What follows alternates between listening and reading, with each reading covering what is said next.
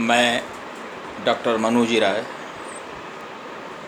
Associate professor, Hindi विभाग, TS college Hisua, आज दिनांक 29 मई 2020 को स्नातक हिंदी प्रतिष्ठा प्रथम खंड के विद्यार्थियों को बिहारी लाल के कतिपय दोहों के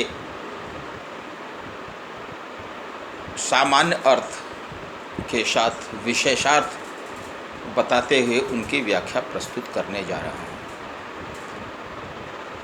स्नातक प्रथम खंड में बिहारी लाल के दोहे पाठ्यक्रम में अंकित हैं, इसलिए इन दोहों की क्रमशः मैं व्याख्या कर रहा हूँ। शीश मुकुट कटकाछनी कर मुरली उर्माल, यही बानिक मोह बन बसौ सदा बिहारी लाल। बिहारी लाल ने इस दोहे में भगवान श्री कृष्ण के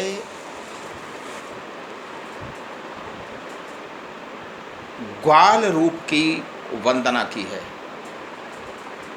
शीश मुकुट कटकाछनी यानी सिर पर मुकुट है और कटी में कछनी, कटी यानी कमर। भगवान श्री कृष्ण मोर का मुकुट धारण करते थे। शेष मुकुट, कटिकाछनी और कमर में कछनी पहन करके चलते थे, जिसके चलते गायों को चराया जा सके। ढीले वस्त्र नहीं रहते थे, धोती वो नहीं पहनते थे, इसलिए कि पैरों में उलझन आ सकती थी। तो शीश मुकुट कटिकाछनी कर मुरली उर्माल, हाथ में मुरली और गले में वन की माला, जो गोपियाँ या गोप नए नए पुष्पों को गूंथ करके उनको पहनाते थे। यही बानिक यानी इसी रूप में हमारे मन में हर समय बिहारी लाल अर्थात कृष्ण निवास करें। इस दोहे में सदा शब्द दिया गया है। सदा बिहारी लाल, कभी भी भक्त भगवान से एक क्षण के लिए अलग होना नहीं चाहता। यदि भगवान से कुछ क्षण के लिए विलगाव हो जाए तो हम मरणांत कष्ट पहुंचाता है। इसीलिए कहते हैं कि यही बानिक मोह मन बसौ सदा बिहारी लाल।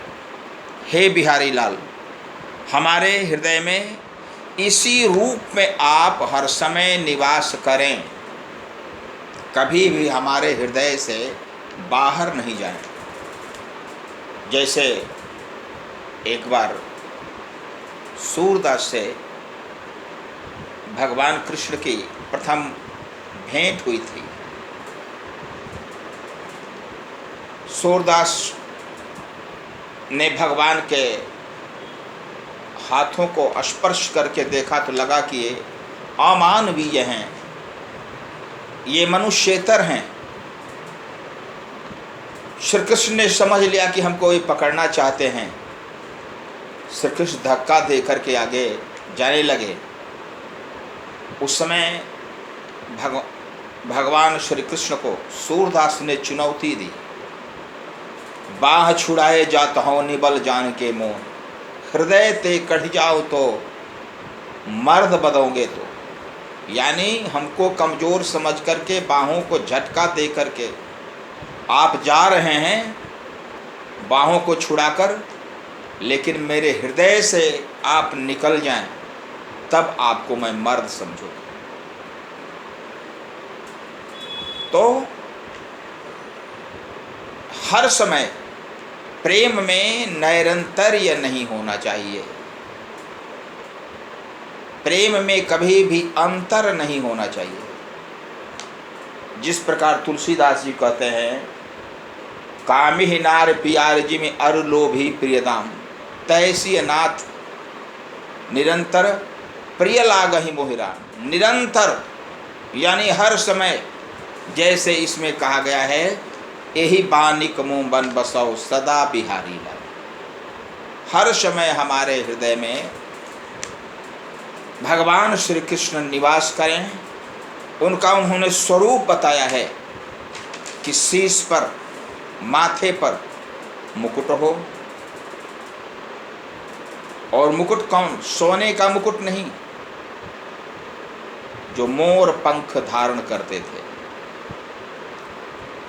कटी में कछनी हो, अर्थात घुटने से ऊपर वाली धोती। हाथ में मुरली हो और गले में वनमाला हो। इसी रूप में आप हमारे समय हृदय में हर समय निवास करें। उन्होंने यहाँ पर कृष्ण के द्वारिकाधीश रूप या मथुराधीश रूप को हृदय में धारण करने की याचना नहीं की। दूसरा दोहा है, जिन दिन देखे वे कुसुम गई सो बीत बहार, अब अल रही गुलाब में अपत कटीली डार। जिन दिन देखे वे कुसुम, ये अन्योक्ति परक दोहा है। जिन दिन देखे वे कुसुम, जिस समय पुष्पों को देखा था पूर्ण रूप से खिले हुए, अब वह बहार चली गई। अब अल रही गुलाब में अपत कटीली डार। ऐ भौरा, अब तो इस डाल में पत्ते नहीं हैं, सिर्फ कटीली डालियां ही रह गई हैं इस गुलाब में। तो इसका अन्वय यदि किया जाए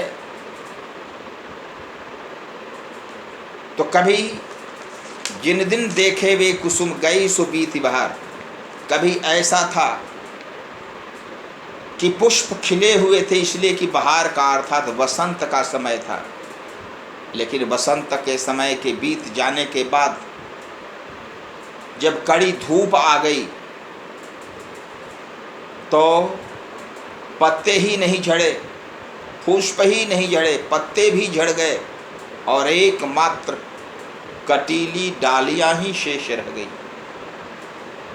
उसी पर कहता है कि ऐ भौरा, अब इसमें तो मात्र कटीली डालियां ही रह गई हैं, अर्थात इसमें कोई अब आकर्षण बचा नहीं है।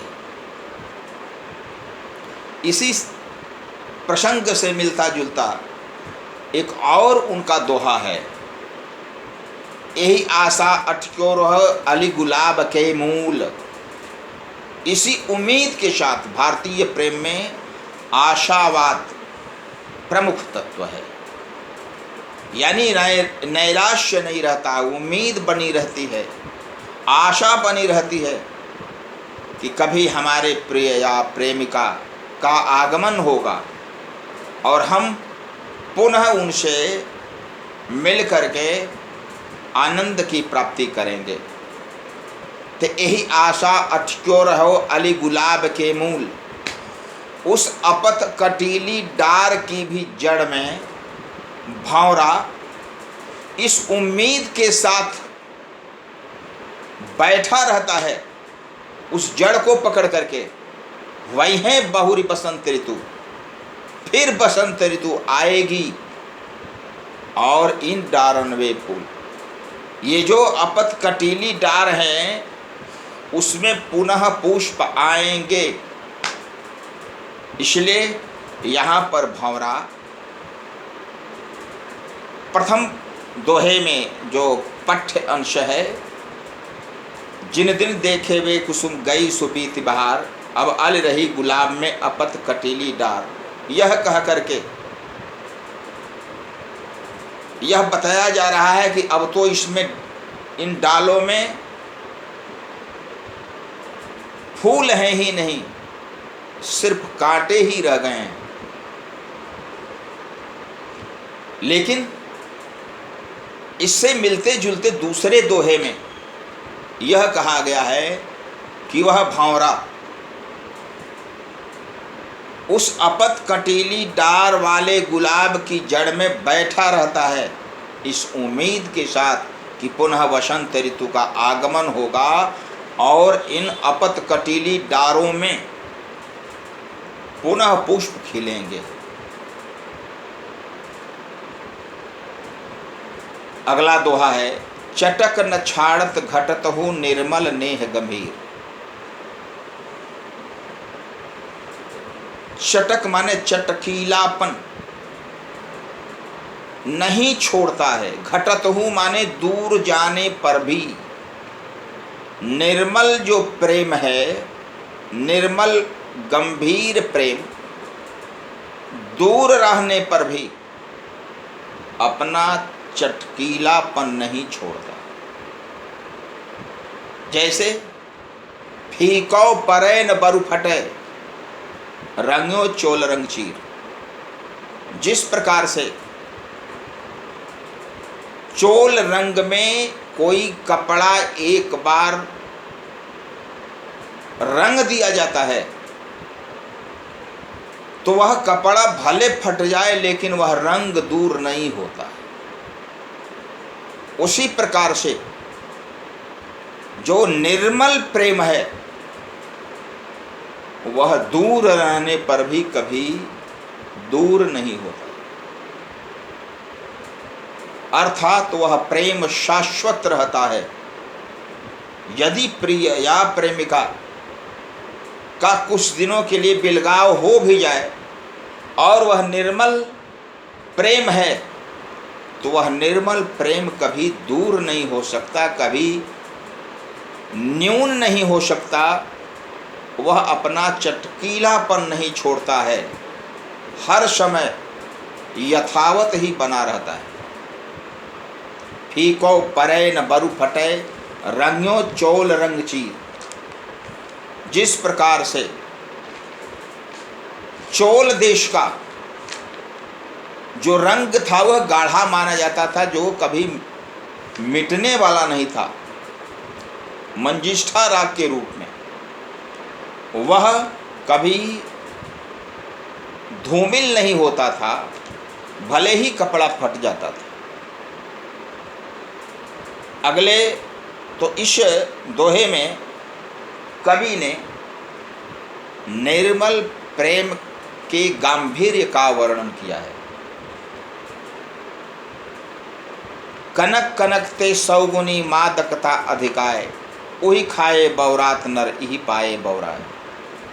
कनक कनक इसमें यमक अलंकार है। यमक अलंकार वहाँ होता है जहाँ पर एक शब्द दो बार आए और दो अर्थों में आए।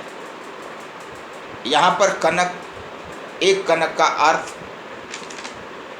संपत्ति है और एक कनक का अर्थ धतूरा है।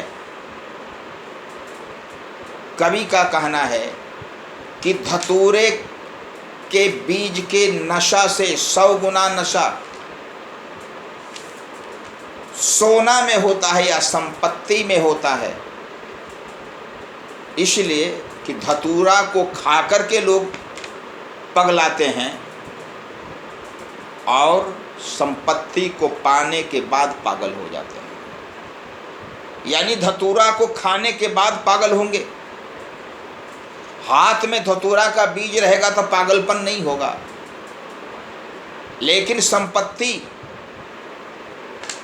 प्राप्त करने पर ही, संपत्ति दूर भी रह जाए लेकिन उसका मालिक यदि हो जाए तो वह पागलपन आ जाता है। इस कारण संपत्ति का नशा धतूरे के बीज के नशा से 100 गुना नशा होता है। प्रभुता पाई काह मद नाही, प्रभुत्व प्राप्त करने पर, संपत्ति प्राप्त करने पर किसको घमंड नहीं हो जाता है, गोस्वामी तुलसीदास जी ने कहा है। तो यहाँ भी कनक कनक ते 100 गुनी मादकता अधिकाय, उही खाए बौरात नर इही पाए बौराय। इसको प्राप्त करने से ही पगला जाता है, जबकि उसको खाने से पगलाता है।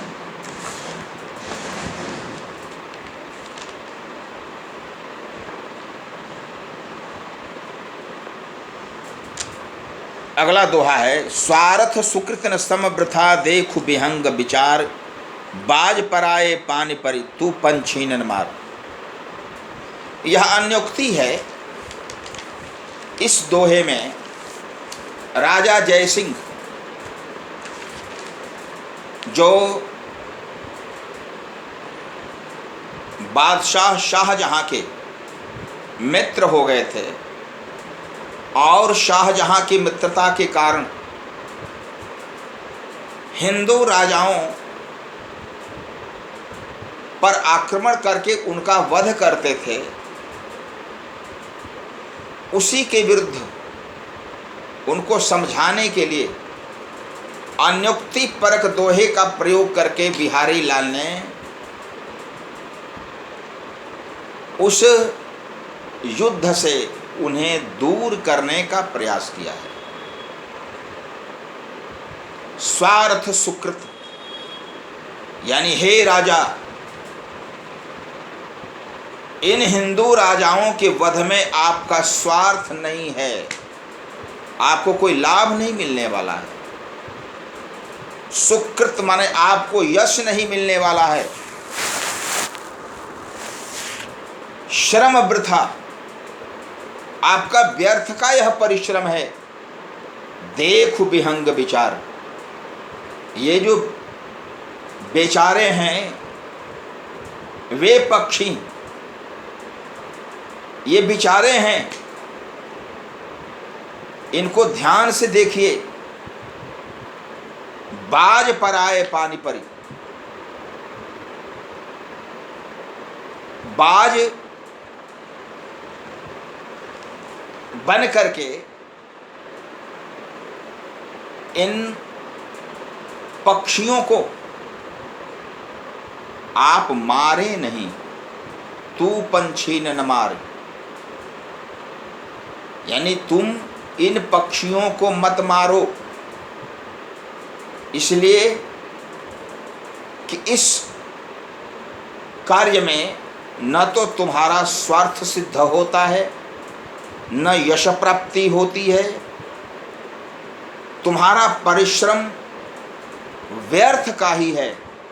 इसलिए तुम बाज के हाथों में आने वाले इन कमजोर पक्षियों को मत मारो, अर्थात शाहजहां के आदेश से तुम इनका वध मत करो, क्योंकि ये तुम्हारे ही परिजन हैं, तुम्हारे ही धर्मावलंबी हैं और तुम चाहोगे तो इनकी रक्षा कर सकते हो। तो इस अन्योक्ति परक दोहे में कवि बिहारी लाल ने राजा जयसिंह को युद्ध से विरत होने का सदुपदेश दिया है, जिस कारण निर्दोष हिंदू राजाओं की जान को बचाया जा सके। अगला दोहा है, इन दुखियां अखियान को सुख सिर जोई नाय, देखत बने न देखते बिन देखे अकुलाए। अर्थात इन दुखियां अखियान को, इन दुखी आँखों को या आँखों के लिए सुख का निर्माण ही नहीं हुआ, सुख का सृजन ही नहीं हुआ है। इन दुखियां अखियान को, इन दुखित आँखों के लिए सुख का सृजन ही नहीं हुआ है, इसलिए कि देखत बनाए न देखते।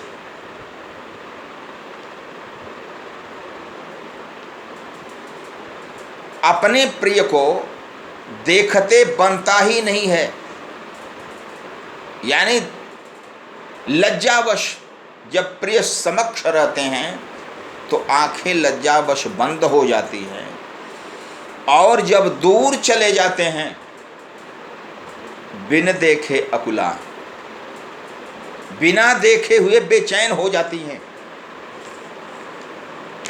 इन दुखिया अखियान को सुख सिरजोई नाई, अर्थात दो ही परिस्थितियां होंगी आंखों के लिए कि प्रिय समक्ष रहे, लेकिन दो परिस्थितियां हो सकती हैं कि प्रिय समक्ष रहे तब भी दर्शन नहीं होंगे।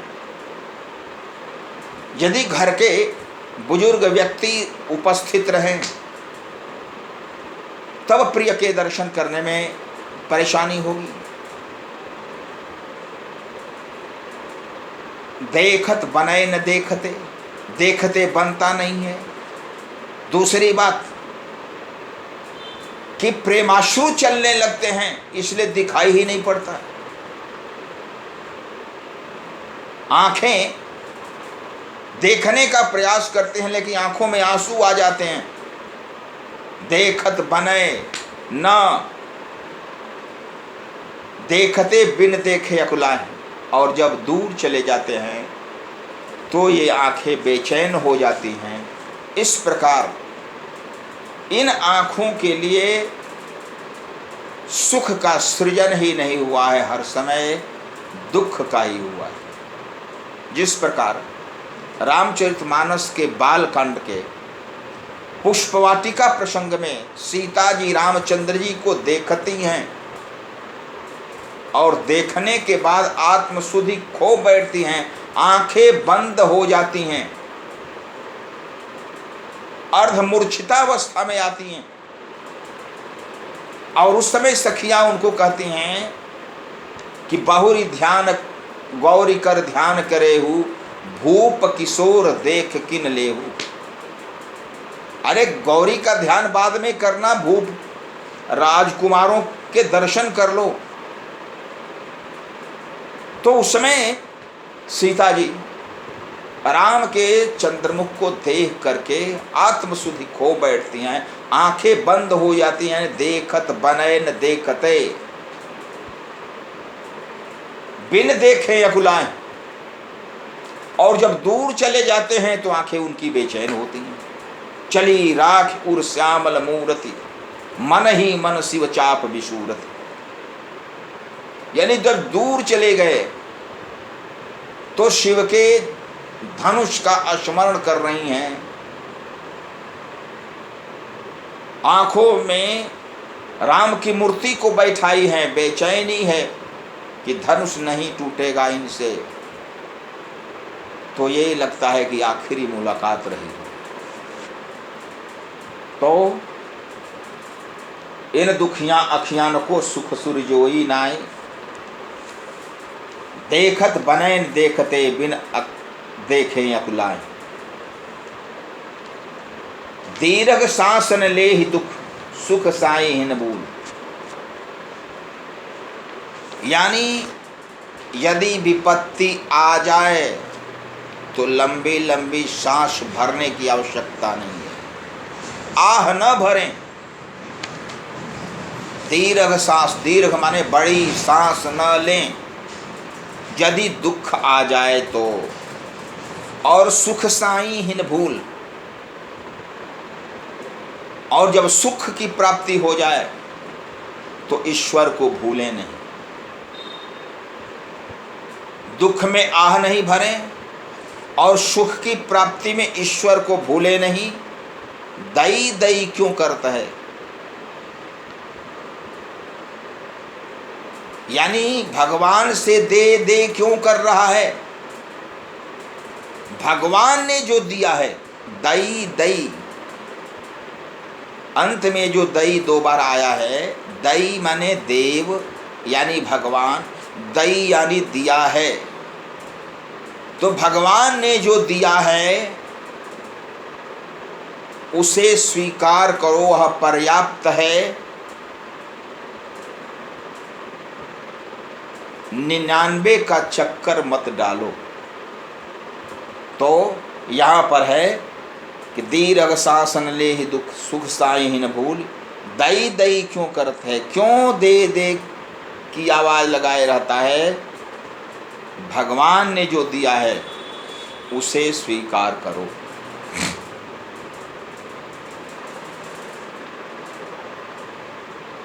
यही आशा अटक्यो रहे अली गुलाब के मूल, वही हैं बहुरी बसंत ऋतु दई दई इन डारनवे फूल।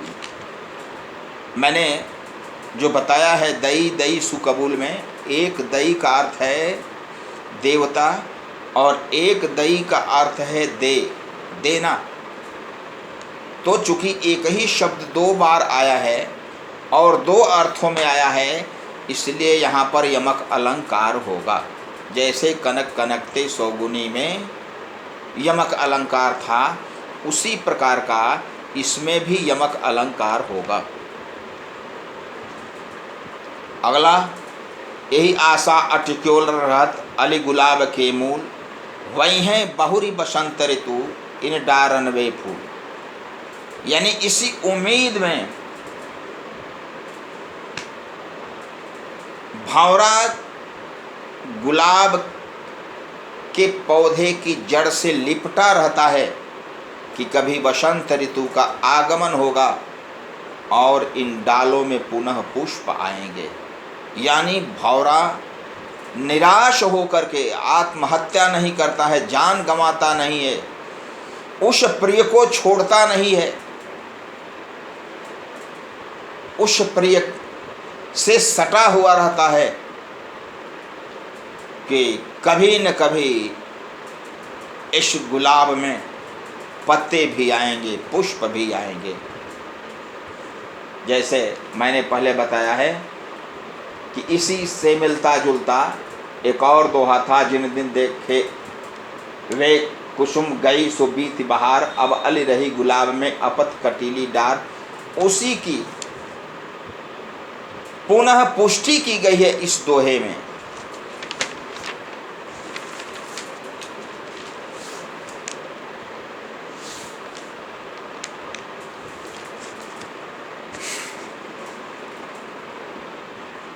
जपमाला छापा तिलक सरय नए को काम।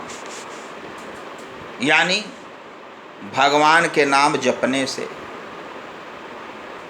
माला धारण करने से, छाप तिलक लगाने से एक भी काम पूर्ण नहीं होता है।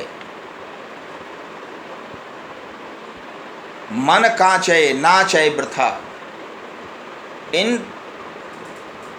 बाह्य आडंबरों से जो मन कच्चा है वह नृत्य करता रहता है, नाचते रहता है, उसे विश्राम नहीं मिलता है। साचय राचय राम। यदि मन सच्चा है तो उस मन सच्चे मन में ही भगवान राम का निवास रहता है। इस प्रकार बाह्याडंबर को छोड़ करके हृदय को पवित्र करे, जिसके चलते उस पवित्र हृदय में राम का वास हो, भगवान का वास हो। मन कांचय नाचय। मन जो कच्चा है वह नृत्य करता रहता है और सच्चा जो मन है उसमें भगवान निवास करते हैं। इस प्रकार इसमें इन्होंने इस दोहे के माध्यम से सदुपदेश दिया है, नीति बताई है कि मन की पवित्रता, हृदय की पवित्रता ही सर्वोच्च पवित्रता है, जो हृदय में भगवान को निवास कराती है।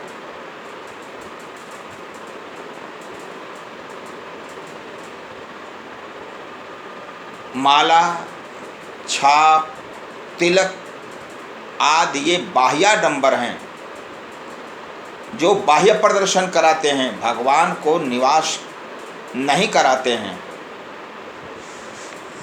अगले दोहे में, अधर धरत हरि के परथ ओठ दीठ पट ज्योति, हरित बांस के बांसुरी इंद्रधनुष रंग होती। इंद्रधनुष में 7 रंग माने गए हैं। बैनी आह पिलाना, यानी बैनी बैगनी, नीला, आसमानी, हरा, पीला, नारंगी और लाल। बैनी याह पिनाला।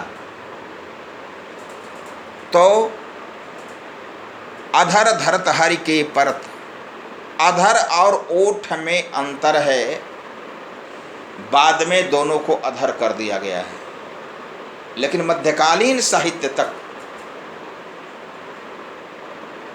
अधर और ओष्ठ में अंतर था। अधर कहा जाता है जो नीचे रहे, निचले ओठ पर, निचले को अधर कहा जाता है, ऊपर वाले को ओष्ठ कहा जाता है।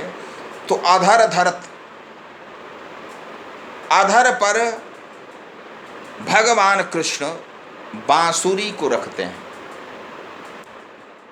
तो भगवान कृष्ण के अधर और ओष्ठ दोनों लाल थे। अधर धरत हरि के परत, ओठ दीठि पट ज्योति।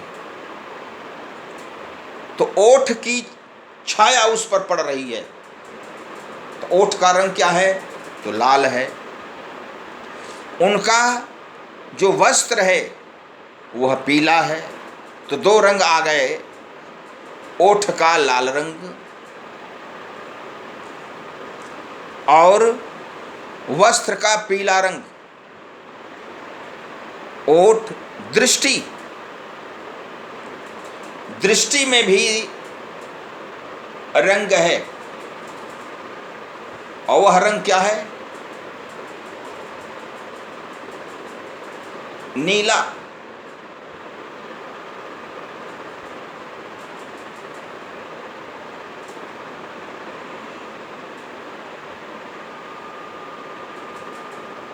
नारंगी, नारंगी रंग आँखों में रहता है। रक्तांभोज दलाभिराम नयनम। तो ओठ दीठि पट ज्योति, हरित बांस के और बैनी आह पिनाला में हरा रंग भी है।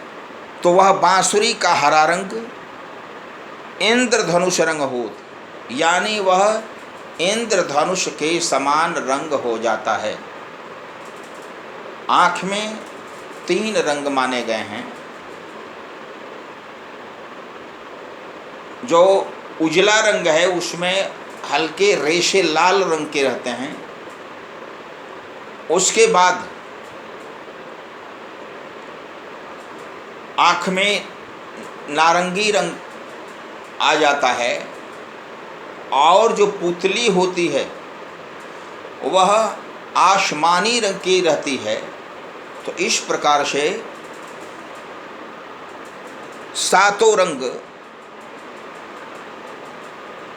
दिखाई पड़ रहे हैं, और ये ऐसे करके बांसुरी बजा रहे हैं। तो लगता है कि इंद्रधनुष का दृश्य दिखाई पड़ रहा है। अधर धरत, अधर पर रखते समय हरि के परत, हरि यानी कृष्ण। वैसे हरि शब्द की व्याख्या की गई है, हरति पापान दोषान इति हरि, यानी जो पाप और दोष को चुरा ले वह हरि है। और भगवान कृष्ण की एक विशेषता थी कि वो चोर थे। कृष्ण को चित चोर कहा गया है, माखन चोर कहा गया है, चीर चोर कहा गया है। इसलिए अधर धरत हरि के परत, ओठ दीठि पट ज्योति। ओठ की लाल, दृष्टि की, दृष्टि में आसमानी, नारंगी,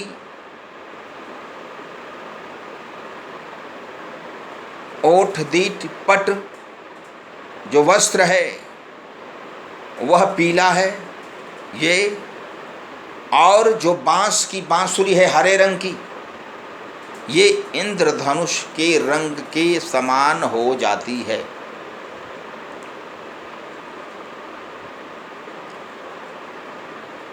अगला दोहा है, कर समेट कच भुज उलटी। कर समेट, हाथों को समेट करके, कच माने बाल, जो काले घुंघराले बाल रहते हैं उनको कच कहा जाता है। तो हाथों में समेट करके, बालों को उलट करके, ऐसे करके शीश पट डारे, और उसके बाद शीश माथे पर आंचल को, बालों को सहेज करके और माथे पर आंचल रखते समय काको मन बांधे नय जूरा बांधने बार, जो बालों को समेट करके जूला बांधती है ऐसे करके पीछे से, और शीश पर जो वस्त्र है उसको हटा करके, तो उस समय का जो दृश्य है, काको मन बांधे न, यानी किसके मन को यह नहीं बांधती है, ये काकू वक्रोक्ति। काको मन बांधो न यह जूरा बांधनिहार, जो जूड़ा को बांधने वाली है किसके मन को नहीं बांधती, अर्थात सबके मन को बांधने वाली है। स्पष्ट है कि यहाँ पर जो नायिका है वह जिस समय जूड़ा बांधती है उस समय उसका मुख पूर्णतः अनावृत हो जाता है, हाथ ऊपर उठ जाते हैं, जिसके चलते उसके उरोज और मुखमंडल की आभा के पूर्ण दर्शन हो जाते हैं। उसी को, उस अनावृत सौंदर्य को वर्णित करते हुए कवि का कहना है कि काको मन बांधे न, किसके मन को यह नहीं बांधती है जो जूरा बांधने वाली है। इसी प्रकार का एक दृश्य है बिहारी लाल ने वर्णित किया है कि एक नायिका छींके पर रखे हुए दहेड़ी को उतारना चाहती है और इसी समय नायक पहुंच जाता है। जो ही वो छींका पर पकड़ी है उसी समय नायक पहुंच गया है, उसके दोनों हाथ छींका को पकड़े हुए हैं, उरोज उसके अनावृत हैं, वस्त्र हट गए हैं। उस समय वह नायक कहता है, अहे दहेड़ी जिन धरे जिनती ले ही उतार। अरे तुम दहेड़ी को पकड़ो नहीं और उसे पकड़ करके उतारो नहीं, नीके है छीके छुए। बहुत अच्छा लगता है तुम जब उस छीके को हाथ से पकड़ी हुई रहती है, ऐसे ही रहना, इसी प्रकार से तुम खड़ी रहो। तो यहाँ पर उस अनावृत सौंदर्य को देखने के लिए जो नायक नायिका से आग्रह करता है, करीब करीब वैसा ही दृश्य इस दोहे में आया है। कर समेट, हाथों को समेट करके, हाथों में समेट करके जूड़ा को, कच भुज उलट, बालों को पीछे ले जा करके, बाहों को ऐसे खैं शीश पर डार, और शीश पर से जो वस्त्र है उसको आंचल हटा करके जो वह बांधती है जूड़ा को, काको मन बांधे न यह जूरा बांधनिहार, किसके मन को नहीं बांधती है, अर्थात काकू वक्रोक्ति। जहाँ पर स्वर विकार से वक्ता की अभिप्रेत अर्थ से भिन्न अर्थ श्रोता ग्रहण कर ले, वहाँ पर काकू वक्रोक्ति होगी। इसलिए यहाँ पर भी यह काकू वक्रोक्ति है जो यह बताती है कि यह सबके हृदय को बांधने वाली है। प्राचीन काल में भारतीय नारियां बालों को खुला नहीं रखती थी। बालों को खुला रखना, शिखा को खुला रहना क्रोध का वाचक माना जाता था। सीता जी भी अपने बालों को 3 चोटियों में बांधती थी। कृष तनु शीस जटा एक बेनी, जो 14 वर्षों में वनवास के क्रम में एक ही बेड़ी बन गई थी।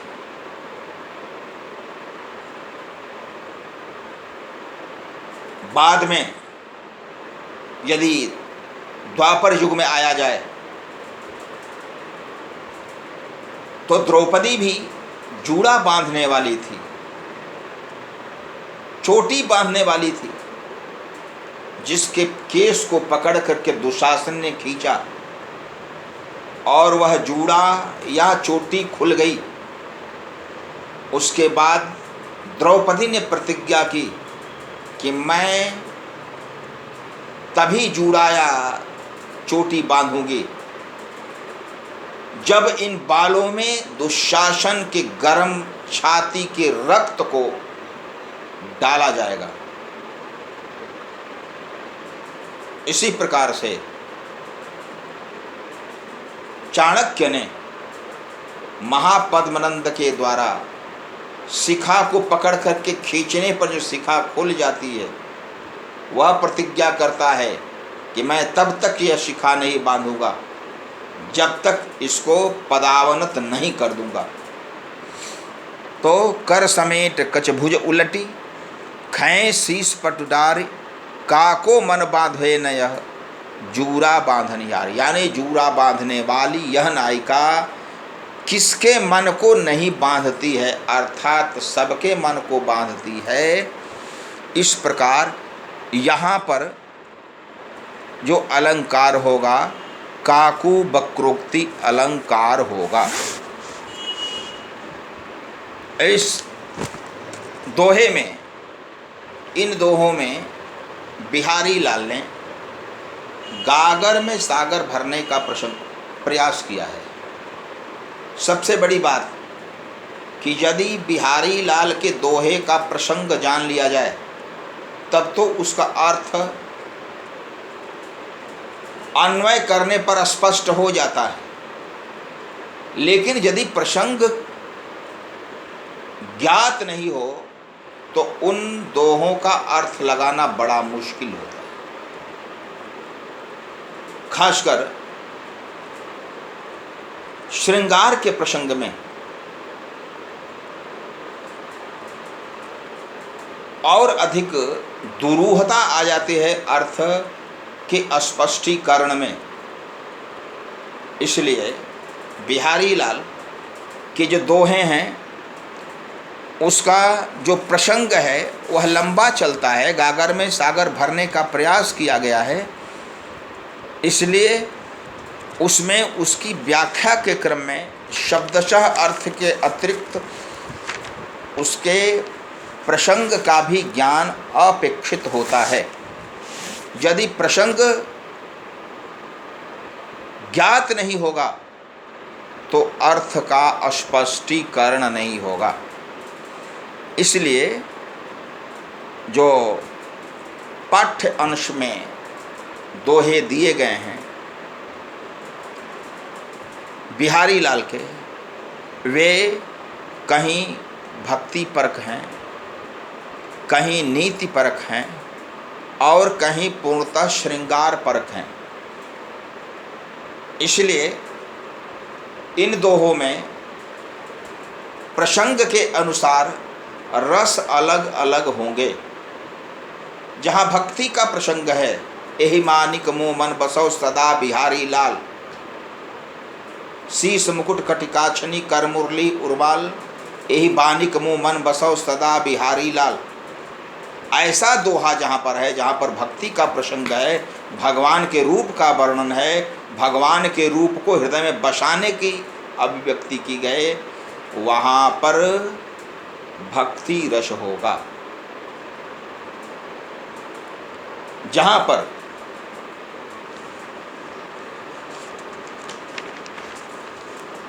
जप माला छापा तिलक सरय न एको काम, मन कांचय नाचय वृथा साचय राचय राम।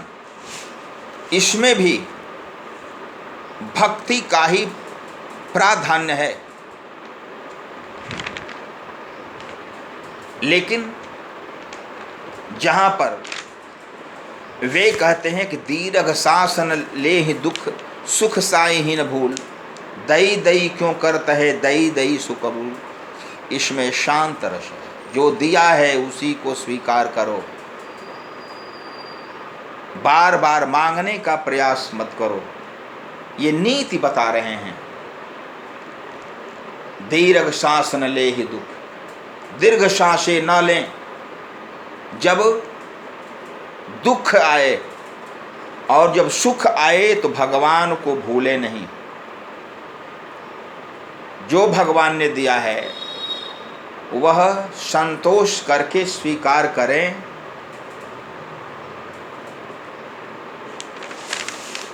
कहीं कहीं अन्योक्ति परक भी है, जैसे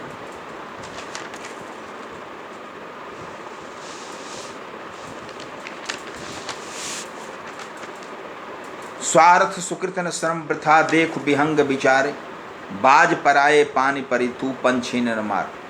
वहाँ पर राजा जय सिंह को समझाते हुए वे कह रहे हैं कि आपको इस हिंदुओं के वध में न तो स्वार्थ सिद्ध हो रहा है न आपका यश बढ़ रहा है। यहाँ पर अन्योक्ति अलंकार का प्रयोग किया गया है। इस प्रकार कहीं कहीं चटक न छाड़त घटत हु निर्मल नेह गंभीर, फीको परे न बरु फटे रंग्यो चोल रंग चीर। यहाँ पर प्रेम के उदात्त स्वरूप का वर्णन है, यानी निर्मल प्रेम कभी भी मंद नहीं पड़ता है प्रिय के दूर जाने से। श्री कृष्ण अक्रूर के साथ गोपियों को छोड़ करके चले गए। गोपियों ने कृष्ण को छोड़कर दूसरे को प्रिय बनाया नहीं, यानी उनके दूर रहने पर भी वह प्रेम मध्यम नहीं हुआ। चटक न छाड़त घटत हो निर्मल नेह गंभीर, फीको परे। गोपिया आजीवन उसी नटवर कृष्ण को याद करती रह गईं, उनका प्रेम कभी मंद नहीं। तो ऐसा प्रेम का स्वरूप है, और इसी प्रेम की अभिव्यक्ति कवि बिहारी लाल ने की है। अतएव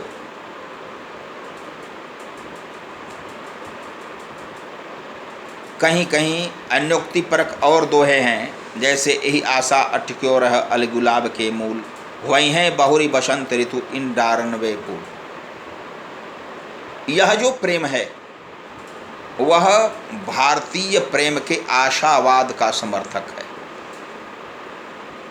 भारतीय आशावाद क्या है कि भारत में प्रिय आत्महत्या नहीं करता, वह उम्मीद रखता है कि आज नहीं कल प्रिय से हमारा मिलन होगा।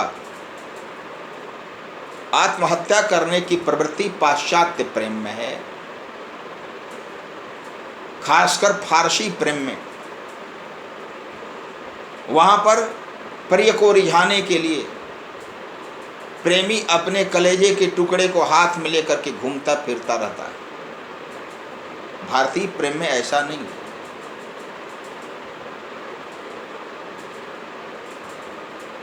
हृदय को चीरना, खून को बहाना, रक्त के आंसू रोना भारतीय प्रेम में नहीं दिखाया जाता है। माथा पटक पटक करके सिर फोड़ लेना यह भारतीय प्रेम का आदर्श नहीं है। भारतीय प्रेम में जो प्रिय है वह दूर रह करके भी हर समय आदर्श बना रहता है और उसकी आसक्ति ही प्रेमी को एक संबल प्रदान करती है। इस प्रकार बिहारी लाल के बारे में कहा जा सकता है कि बिहारी लाल ने दोहों में गागर में सागर भरने का सदप्रयास किया है। भक्ति, नीति, श्रृंगार, अन्योक्ति आदि भावों से युक्त इनके दोहे हिंदी साहित्य की विशिष्ट सामग्री है और इनके प्रत्येक दोहा में काव्य वैशिष्ट विशिष्ट रूप में व्यक्त हुआ है। अभी लॉकडाउन की परिस्थिति है। हमारे विद्यार्थी यह ध्यान रखें कि एकमात्र ऑनलाइन टीचिंग ही विकल्प रह गया है हमारे और आपके बीच संबंध स्थापन का। अध्ययन और अध्यापन का एकमात्र विकल्प ऑनलाइन टीचिंग है। इसलिए आप इसका सदुपयोग करें। प्रतिदिन जो कार्य दिवस है उस दिन 10 बजे से शाम 4:30 बजे तक आप अपने पाठ्य क्षेत्र से कोई भी प्रश्न पूछ सकते हैं। मैं यथासंभव उनका उत्तर देने का प्रयास करूंगा। आप घर में रहकर ही अध्ययन करें, स्वस्थ रहें, सुरक्षित रहें और दूरी बना कर रहें। धन्यवाद।